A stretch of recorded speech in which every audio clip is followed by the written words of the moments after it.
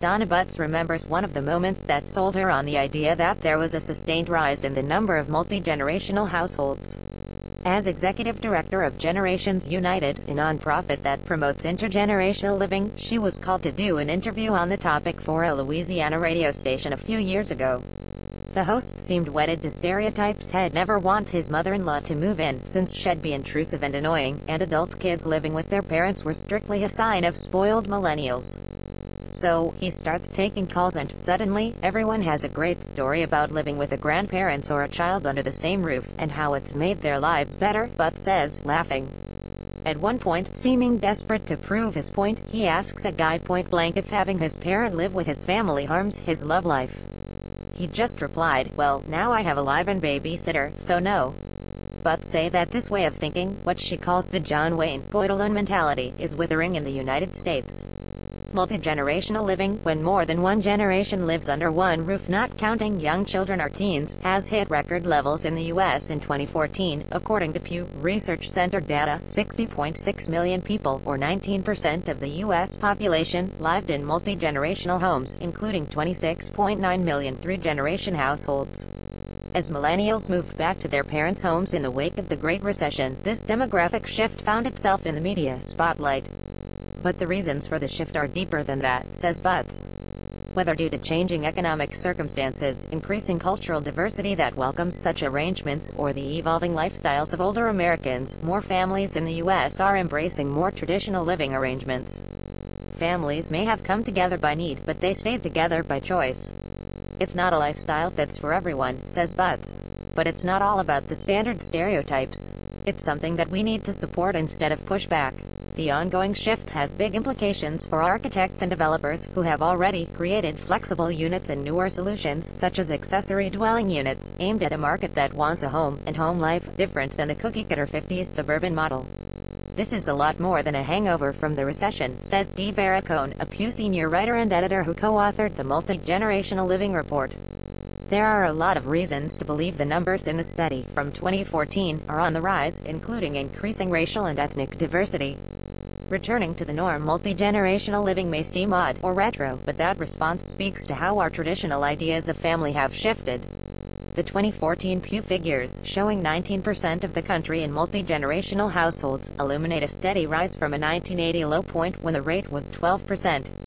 It's nearly a return to the 1950 rate of 21%, before a more modern lifestyle truly took hold.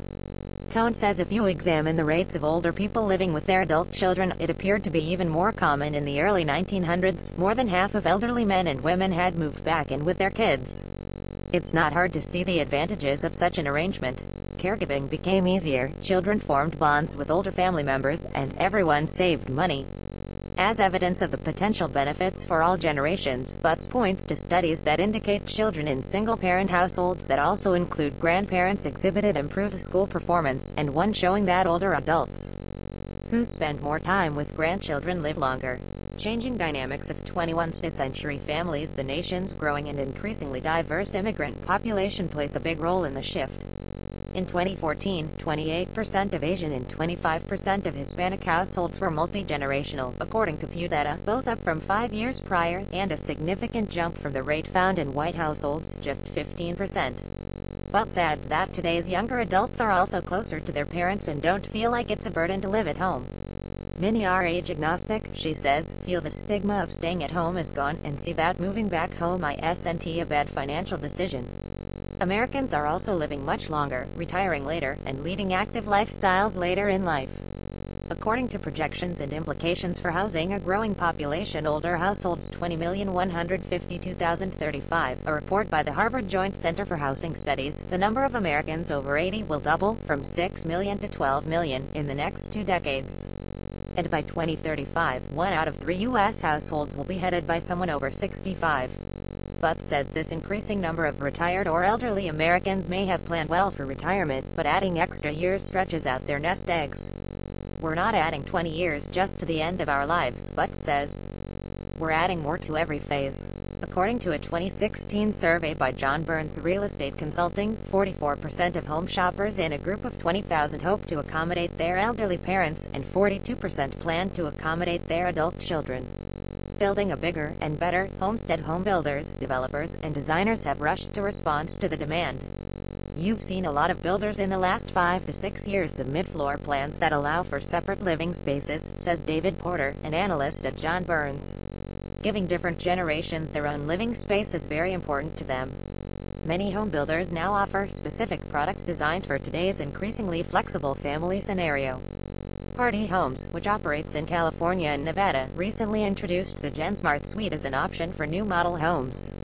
Built with a separate living space, bedroom, kitchenette, and exterior entrance, the build-on, which costs between $19,000 and $25,000, offers freedom for returning kids and older adults. More than 100 homes sold in 4 new developments include this option. As we see affordability issues increase, families are moving in together, or the boomerang kids are moving back in with their families, says Catherine Fowler, Director of Marketing at Party Homes Inland Empire. The biggest need is affordability, and our sales associates said these homes get a lot of interest. I don't have a crystal ball, but I think it'll continue to be in high demand. Another large builder, Lennar, has taken this a step further with its next-gen communities concept, which it advertises as 2 homes, 1 price. Launched in Phoenix 5 years ago, the floor plans comprise a traditional home and an adjacent private apartment. A door connects the units, but each has its own entrance and parking. Living with your in-laws is easier, the idea goes, if they can live in your house, yet also next door. Helping all families find a solution. Still, the communities for which multi-generational living is most popular among immigrants, especially in big cities, often can only afford to accommodate extended families in less formal ways. That's where new ideas and public policy can play a bigger role in making multi-gen living easier. Helen Leung, co-executive director of Lamas, a nonprofit architecture and design firm in Los Angeles and 2017 Groundbreaker Award winner, says in immigrant households, including those in the Chinese community she grew up in, families would find additional space in garages or on second floors.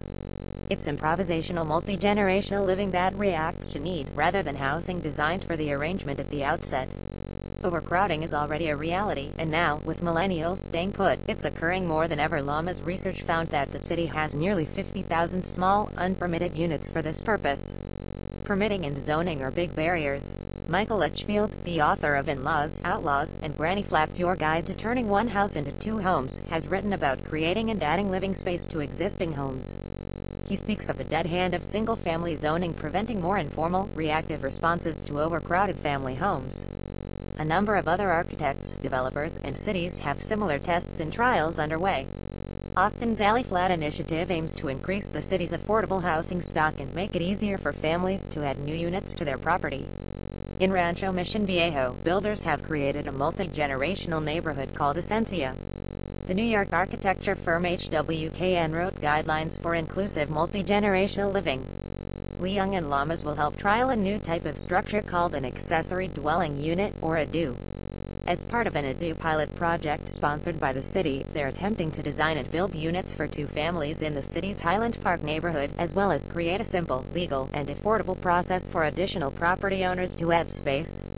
Whether it's providing an older adult with space, outfitting a young adult with his or her own apartment, or even establishing another source of income, Leung says it's important to both encourage multi-generational living in this context while adding to the city's supply of affordable units. When it comes to the hip housing in downtown areas, millennials want it, but seniors need it, she says. They need to be in an affordable place where they can live in walkable areas.